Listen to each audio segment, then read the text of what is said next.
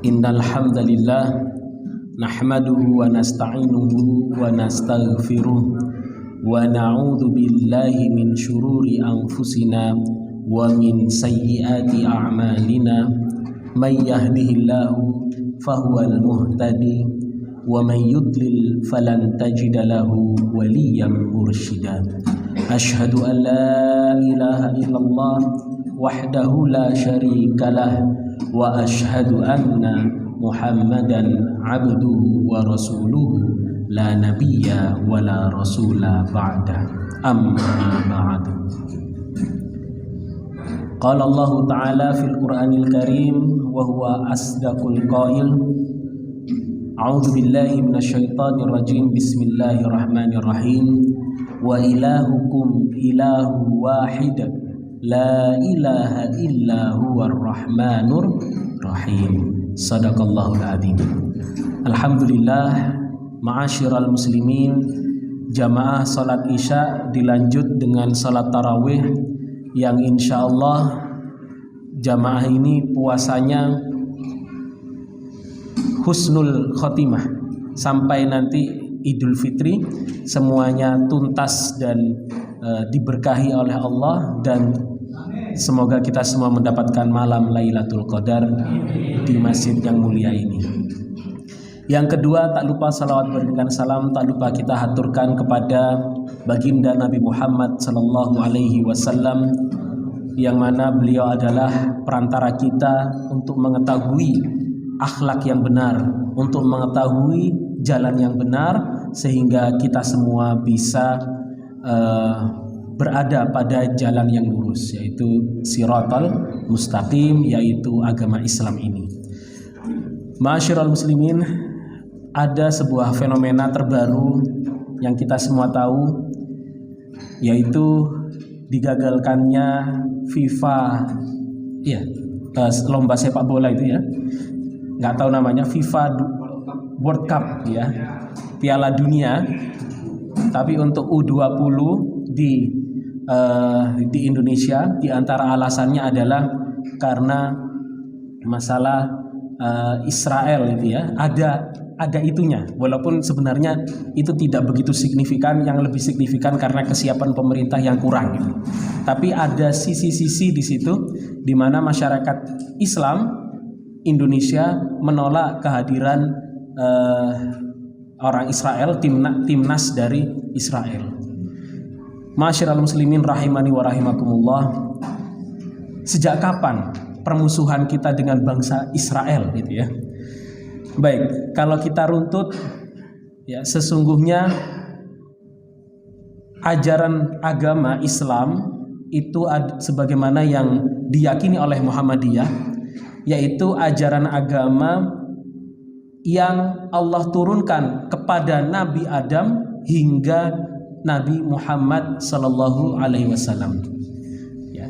Dan kemudian di antaranya ajaran Islam itu juga diturunkan kepada baginda Nabi Ibrahim alaihissalam, dari Nabi Ibrahim kepada kedua anaknya, yaitu Nabi Ismail, yang diturunkan, yang kemudian dibuang, diasingkan di mana? Di Mekkah, dan kemudian kepada Nabi Ishak ya di daerah Palestina situ.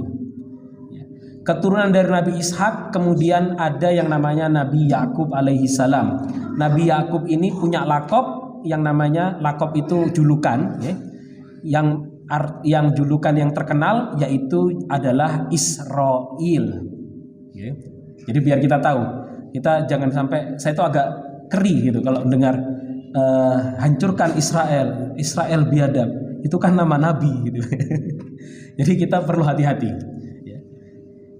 Dan kemudian dari turunannya di situ ada yang namanya Nabi, siapa namanya, Yusuf alaihissalam ya. Kalau di Alkitab dituliskan itu berasal dari istri kedua Nabi Yakub, yang kemudian membawa Bani Israel kemana? Dari tanah Kan'an, dari Palestina menuju Mesir.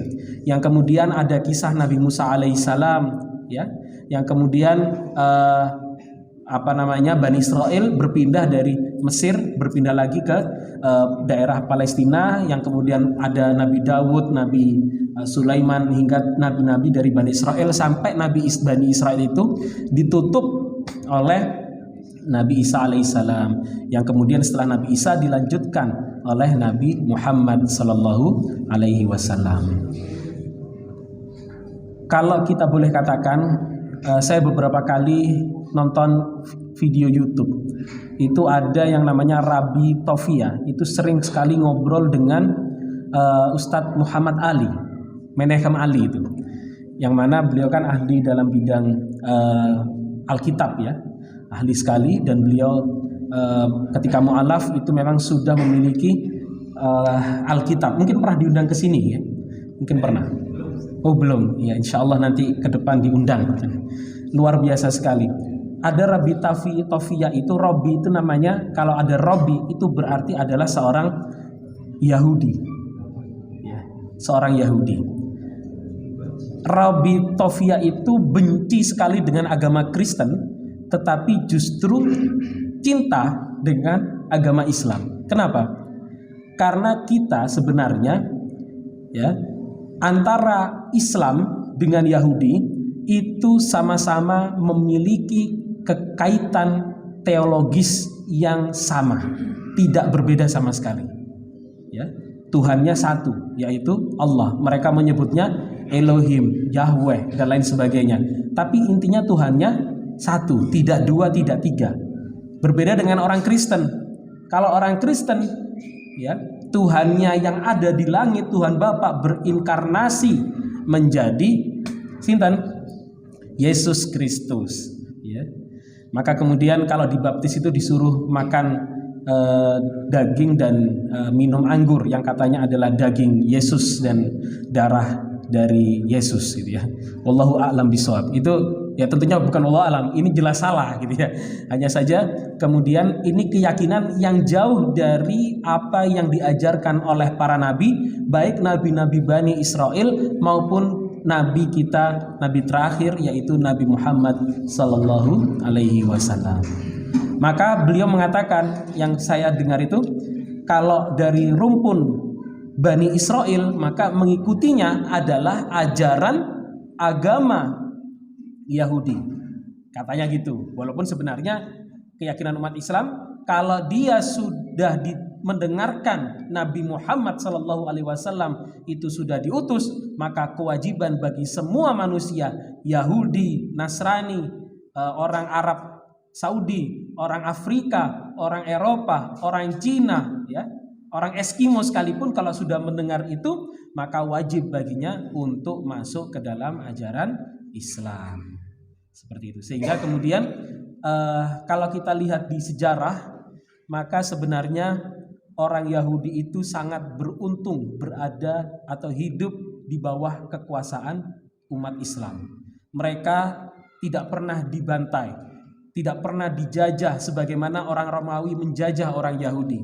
Bahkan, mohon maaf, orang Islam itu lebih mencintai atau lebih menyayangi orang Yahudi daripada kepada sesama Muslim. Dan itu terjadi ya, misalkan kepada orang Syiah ya, kepada orang Syiah lebih benci daripada kepada orang Yahudi itu sendiri ya, padahal orang Yahudi jelas itu beda agama ya. Bahkan kemudian kita lihat tata cara sholat orang Yahudi dengan orang Islam 11-12, ada rukuknya, cuman ada sujudnya. Kalau sujudnya kita itu posisi sujud, mereka sambil berbaring. Anda bisa browsing di YouTube tata cara sholat orang Yahudi.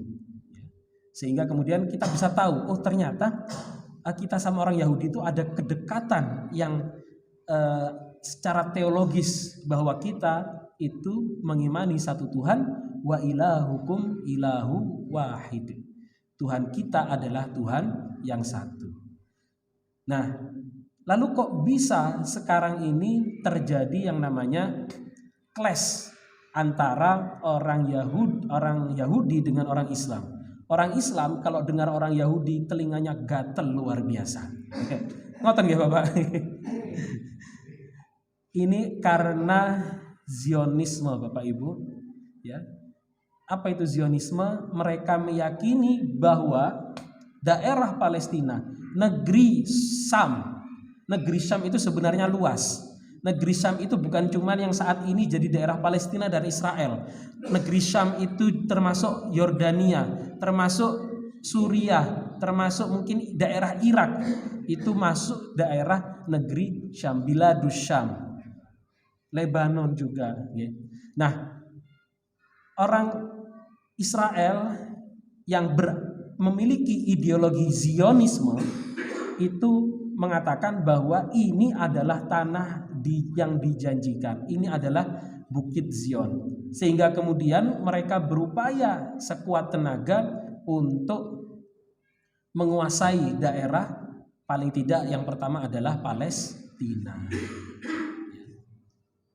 Tapi secara keyakinan, ya, orang-orang Yahudi yang mungkin tidak ikut-ikutan dengan Israel, mereka ada banyak juga dari antara orang Yahudi itu yang membenci daripada Zionisme tersebut.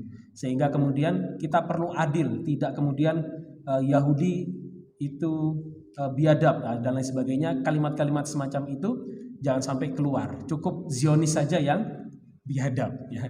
Kalau Zionis kan kita jelas, mereka itu adalah orang yang melakukan penjajahan di bumi ini. Ma'asyiral muslimin rahimani wa rahimakumullah, ini adalah bagaimana kita memahami bahwa konsep ketuhanan kita, ya, antara yang kita yakini saat ini itu adalah konsep ketuhanan yang diridhoi Allah. Oleh karenanya ajaran agama yang paling murni menyembah satu Tuhan itu adalah ajaran agama Islam saja. Ya, mungkin orang Yahudi juga, hanya saja orang Yahudi, umat Islam jauh lebih kuat memegang prinsip monoteisme atau tauhid tersebut. Apa ada dalilnya dari monoteisme itu atau ketauhidan tersebut? Dalil akli, ya, itu bisa kita lihat di dalam argumennya Aristoteles. Aristoteles ini penyembah berhala, tetapi dia kemudian dengan dalil bahwa segala sesuatu itu ada sebabnya, dia kemudian menyimpulkan di akhir bahwa sebab dari segala yang ada, segala kejadian di dunia ini akan kembali kepada satu sebab. Mungkin waktu itu dia tidak mengatakan Allah karena dia belum paham mungkin karena siapa itu Allah, belum diajarkan kepadanya. Tapi dia mengatakan ada satu sebab yang menjadi penyebab bagi berbagai sebab, ya. Al-musabbib al-awwal atau al-muharrik al-awwal. Ini kajian filosofisnya Aristoteles. Yang kemudian argumentasi dari Aristoteles ini diadopsi oleh beberapa filosof muslim semacam Al-Kindi, Al-Farabi, Ibnu Sina, dan juga mempengaruhi, ya, pemikiran akidah yang dibawa oleh Imam Abu Hasan Al-Asy'ari dan Imam Maturidi. Sehingga kemudian apa yang baik dari peradaban lain dalam ajaran Islam, ya, itu kita lakukan filterisasi, Bapak Ibu. Kalau ada sesuatu yang baik itu kita ambil, tetapi sisi-sisi negatif keyakinan orang-orang Yunani kuno terhadap dewa-dewinya yang banyak, yang luar biasa banyak, itu ditinggalkan, difilter, disaring, dibuang. Sedangkan keyakinan yang benar yang di situ bisa memperkuat ajaran Islam itu kemudian diambil dan difungsikan untuk memperkuat ajaran agama Islam. Itulah yang dilakukan para ulama kita pada masa itu. Sehingga kemudian kita perlu yakin, seyakin-yakinnya bahwa apa yang kita yakini ini, bahwa apa yang kita imani ini adalah keimanan, keyakinan yang benar, keyakinan yang logis, keyakinan yang rasional di di pikiran para manusia. Orang kalau mengatakan Tuhan kita adalah Tuhan yang esa, itu semua orang akan menerima. Tapi kalau kita mengatakan Tuhan kita ada dua, ada tiga, itu manusia dari naluriahnya pasti mengatakan ini adalah sesuatu kesalahan. Jadi seperti itu. Sehingga kemudian yang ingin saya sampaikan ini kesimpulannya adalah mari kita semakin yakin dengan ajaran ini, bahwa keyakinan kita ini adalah keyakinan yang benar, sehingga kemudian dengan kita berjalan pada syariat Islamiyah ya, maka kemudian kita bisa mencapai nanti di akhir hidup kita di surganya Allah Subhanahu wa taala, dan kita bertemu Allah nanti di padang mahsyar ya, wujuhu yauma idzin nadhirah ila rabbiha nadhirah. Aku qouli hadza nasrun minallah wa fathun qarib wa basyiril mu'minin. Wassalamualaikum warahmatullahi wabarakatuh.